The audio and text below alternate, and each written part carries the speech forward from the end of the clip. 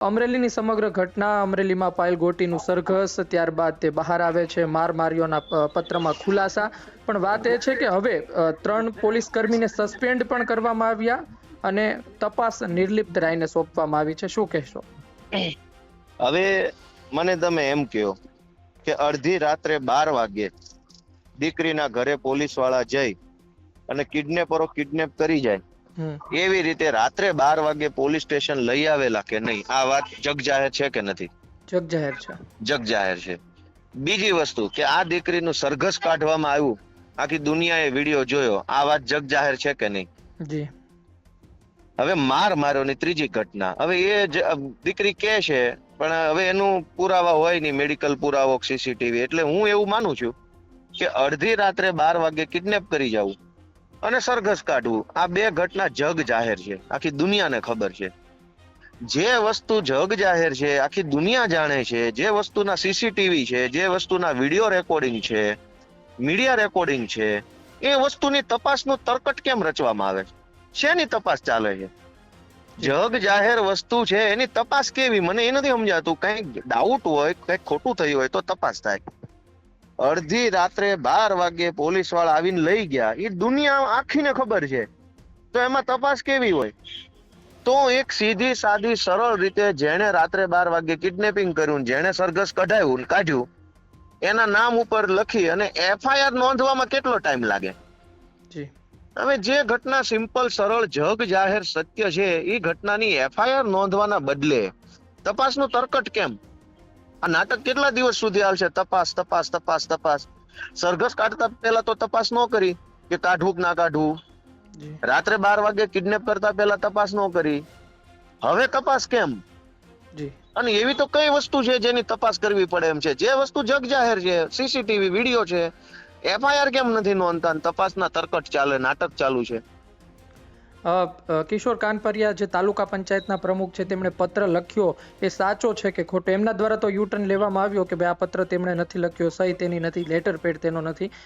તપાસ એની પણ વાત થઈ રહી છે. પણ ગઈકાલે ગોપાલભાઈ પરસોત્તમભાઈ રૂપાલાનું નિવેદન આવે છે અને તેઓ કહે છે કે પોલીસનો વ્યવહાર અયોગ્ય હતો, તેમણે ઉતાવળ કરી, ને ત્યારબાદ રાત્રે 3 પોલીસ કર્મીને સસ્પેન્ડ કરવામાં આવે છે. તમે શું જોઈ રહ્યા છો? તમને લાગે છે કે રૂપાલા સાહેબે થોડું વહેલા બોલવાની જરૂર હતી? પહેલો મુદ્દો એ છે કે આ 3 પોલીસ વાળા સસ્પેન્ડ થયા એ કોણ છે? આઈપીએસ છે, જીપીએસ છે, ક્રાઇમ બ્રાન્ચ ઓફિસર? નહીં, પણ ઓફિસર એટલે હું પીઆઈ છે, પીએસઆઈ છે, ડીવાયએસપી કોણ છે? ના, તેવું નથી. તો આવા નાના એવા કર્મચારીઓને સસ્પેન્ડ કરી અને સિંઘમ બનવાની ફિલોસોફી કોણ કરે? ભાજપ વાળા અને પોલીસ વાળા કોને છેતરવા નીકળ્યા છે? એક કોન્સ્ટેબલને સસ્પેન્ડ કરી અને સિંઘમ બનવાની તૈયારી ચાલુ છે. સિંઘમ હોય તો કરો અમરેલીના એસપી સસ્પેન્ડ. આ જ એસપી હતા ને જેને જાહેરમાં જૂઠ બોલ્યા. સરઘસને રિકન્સ્ટ્રક્શન કહેનાર કોણ હતું? એસપી. તો કોન્સ્ટેબલને સસ્પેન્ડ કરવાને બદલે એસપીને કેમ સસ્પેન્ડ ન કર્યા? 2 કોન્સ્ટેબલો ઉપર સસ્પેન્શનનો ઓર્ડર કરી અને જાણે મોટા તીર મારી દીધા હોય એવા નાટક કોણે કર્યા? અને એસપીએ કયા આધારે રિકન્સ્ટ્રક્શન કીધેલું? અને રિકન્સ્ટ્રક્શન હતું તો કેમ કોન્સ્ટેબલને સસ્પેન્ડ કર્યા? મતલબ આ શું ખેલ ચાલુ છે? જનતાને છેતરવાનો કયો ખેલ ચાલુ છે? તો સસ્પેન્ડ કોન્સ્ટેબલો નહીં, સસ્પેન્ડ એસપી અને પીઆઈ થવા જોઈએ. કોઈ કોન્સ્ટેબલને સરઘસ કાઢવાની હિંમત છે ગુજરાતમાં? આ આખી સરકાર કોન્સ્ટેબલોથી ચાલે છે કે એસપી અને પીઆઈ ને પીએસઆઈ ચલાવે છે? આવડા મોટા કેસનું સંચાલન કોન્સ્ટેબલોના હાથમાં હતું તો કોન્સ્ટેબલ સરઘસ કાઢે અને કોન્સ્ટેબલ રાત્રે કિડનેપ કરી જાય. જેમ પેલી દીકરી નોકરી કરતી હતી અને જેટલું કહેવામાં આવ્યું એટલું કર્યું, એમ કોન્સ્ટેબલોને કહેવામાં આવ્યું એ કર્યું. તો દીકરીએ એને જે કહેવામાં આવ્યું એ કર્યું, માટે દીકરી નિર્દોષ છે. તો કોન્સ્ટેબલોને પણ જે કહેવામાં આવ્યું એ કર્યું, એટલે કોન્સ્ટેબલ નહીં, એસપી ને પીઆઈ દોષિત છે. કોન્સ્ટેબલ તો ચીઠીના ચાકર છે. ગોપાલભાઈ, મારી વાત એ હતી કે પરસોત્તમભાઈનું નિવેદન આવે છે ને એ જ રાત્રે 3 પોલીસ, ટૂંકમાં ક્રાઇમ બ્રાન્ચના અધિકારીને, પોલીસ કર્મીને સસ્પેન્ડ કરવામાં આવે છે. એટલે તમને મારો સવાલ એ જ હતો કે પરસોત્તમભાઈનું નિવેદન આવ્યું એટલે સરકાર બેકફૂટ પર આવી, પ્રેશર આવ્યું કે એમના જે સાંસદ? ના, સરકાર, પરસોત્તમભાઈ તો 15 દી પછી બોલ્યા છે. સમાજના કારણે પ્રેશર છે. આખો સમાજ, ગુજરાતના સર્વ સમાજ, સૌ જાગૃત લોકો, નાગરિકો 10-15 દિવસથી સક્રિય છે અને જનતાએ અવાજ ઉઠાવ્યો એટલે આ થયું છે.